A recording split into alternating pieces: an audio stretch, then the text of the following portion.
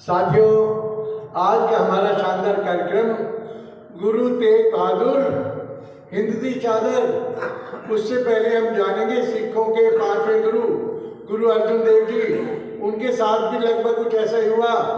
उस समय के मुगल बादशाह जहांगीर ने उनको बुला भेजा, या तो आप मुस्लिम इस्लाम स्वीकार करो या फिर हम आपको यातनाएं देकर आपका कुछ भी हम कर सकते हैं। और हम सभी ने देखा गुरु अर्जुन देव जी तपते तवे पर बिठा दिया, गरम गरम रेता उन पर डाला गया, धर्म बदलने के लिए सभी तरह के प्रयास किए गए। लेकिन वो संत क्या कह रहे हैं, ध्यान लगाकर बैठे और क्या बोल रहे हैं, तेरा दाना नाम पदारथ नानक मांगे। यदि मेरे साथ प्रभु का नाम है, बाबा नानक जी का आशीर्वाद है, तो इन सभी यात्राओं का मुझ पर कोई असर नहीं हो रहा। हंसते हंसते देश और धर्म के लिए बलिदान हो गए वो। इसी कड़ी में सिखों के नवे गुरु गुरु तेग बहादुर जी, उसके बारे में बड़ी दिलचस्प बात आप सभी ने सुनी होगी। जिस समय इनसे पहले वाले गुरु जी ने अपना जो चलाना किया, तो उन्होंने क्या कहा, अगला गुरु कहाँ मिलेगा आपको, बकाले में मिलेगा। कहते हैं मक्खन शाह बुढ़ाना, वो एक व्यापारी थे, गुरु चरणों में उनकी रुचि थी। वो समुद्र में अपने माल को लेकर वापस लौट रहे थे, बहुत लाखों का माल असबाब उनके पास था। अचानक कहते हैं कि बहुत बड़ा तूफान आया, उनका जहाज डोलने लगा, ऐसे लगा कि अब डूब ही जाएगा।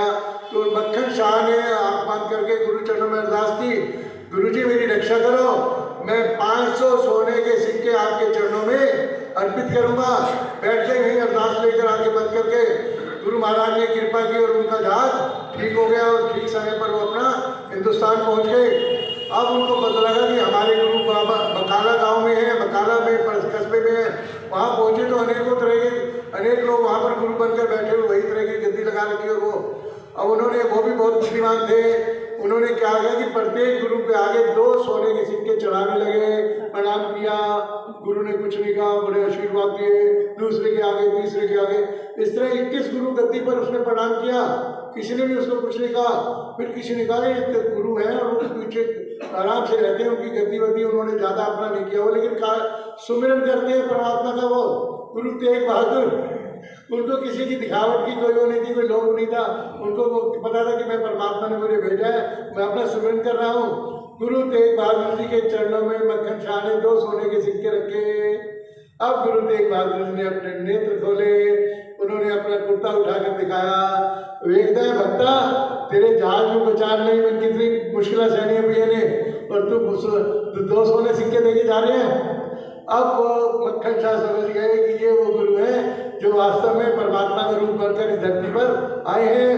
मक्खन शाह पागल होकर, दीवाना होकर घूमता हुआ बकाले की सड़कों पर क्या बोला, गुरु लादो रे, मैंने गुरु को पा लिया है। फिर सबको पता लगा कि असली गुरु कौन है।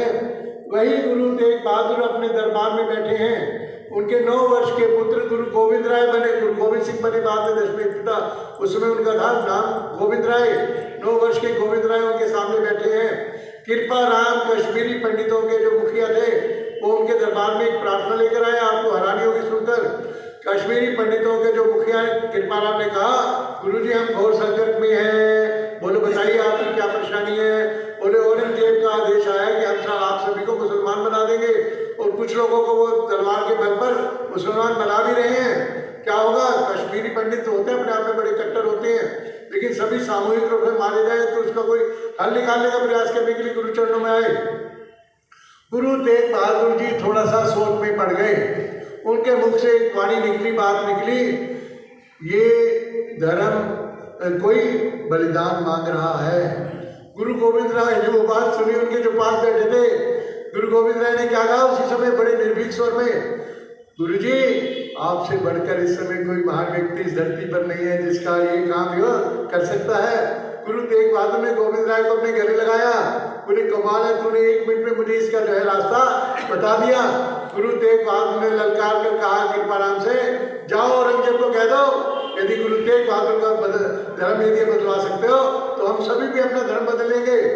औरंगजेब ने यह सुनते ही उसको बड़ा अच्छा लगा। यदि एक व्यक्ति के धर्म परिवर्तन से पूरा हिंदुस्तान इस्लामिक हो जाएगा, इससे सरल रास्ता क्या है। उसने बड़े उससे आशान्वित होकर गुरुजी और इनके 8-10 साथियों को कहाँ बुलाया, अपने दरबार में बुलाया।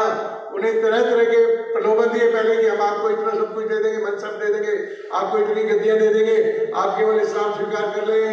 गुरु तेग बहादुर जी मुस्कुराते रहे, बोले ऐसा नहीं, हमारे लिए धर्म सबसे पहले है, बाकी सब चीजें हमारे लिए बहुत गौण है, छोटी है। अब गुरु जी ने इनके साथ इनके एक साथी मतीदास, सतीदास, भाई दयाला जी, उनको इनके सामने शहीद करना शुरू किया ताकि गुरु का जब हृदय पिघल जाएगा अपने भक्तों को देखकर। एक को आरे से चुनवा दिया, एक को रुई में लपेट कर जला दिया, एक को जो बीच में से काट दिया। लेकिन गुरु जी बिल्कुल अच्छी तरह से शांत और बिल्कुल प्रभु के भाने में प्रसन्न रहे। एक ही बात कहते रहे कि करतार तेरी लीला तू जाने।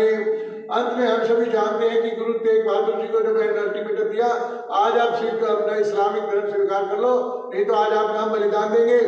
हम सभी ने देखा, बड़े गौरव से गुरु जी अपना गर्दन सीधी करके अब अलग निरंकार का स्मरण कर रहे हैं और पीछे से जल्लाद ने आकर उनके सिर को काट दिया। आज वहां पर गुरुद्वारा शीशगंज है, जहाँ उनका धड़ पड़ा था, गुरुद्वारा रकाबगंज है। एक उनके शिष्य उनको बड़े प्रेम से संभालते हुए उनके मस्तक को लेकर अनंतपुर साहब पहुंचे, वहां बड़े आदरपूर्वक उनका संस्कार किया। इसका परिणाम क्या हुआ? 10वें गुरु दशमेश पिता, उन्होंने धर्म के अर्थ को बदल दिया कि धर्म का अर्थ ये नहीं है कि हम बैठकर यहाँ पर प्रवचन दें। उन्होंने कहा अब हमें सभी सिखों को तलवार उठानी होगी, पापियों का अंत करना होगा। जब उनके खालसा पंथ की स्थापना की, जब उनके जो बहादुर सिख निकले तो हजारों की संख्या में मुगलों के सिर काट कर अलग कर दिए और सिख धर्म को एक वीरों का धर्म, योद्धाओं का धर्म बना दिया। साथियों, आज मैं बड़े गर्व के साथ कहता हूँ, पाकिस्तान की सीमा से सटता हुआ हमारा पंजाब किसी ने सुरक्षित है।